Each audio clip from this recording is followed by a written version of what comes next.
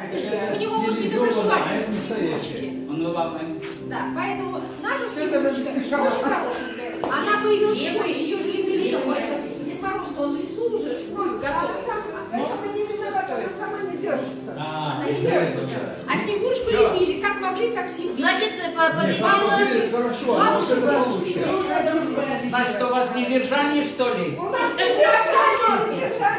вы сначала наберите, а потом... Перепиляємо волос моє.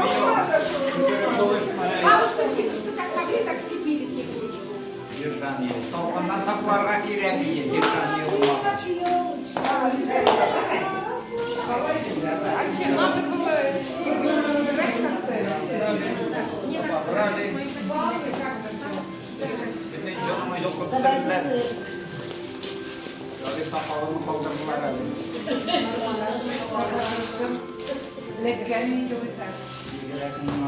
Бигрәк булган. Уңган кызлар, бигрәк булган. Оян сәнгә егетләр Меня калып привезли бетерегән. весном до головы.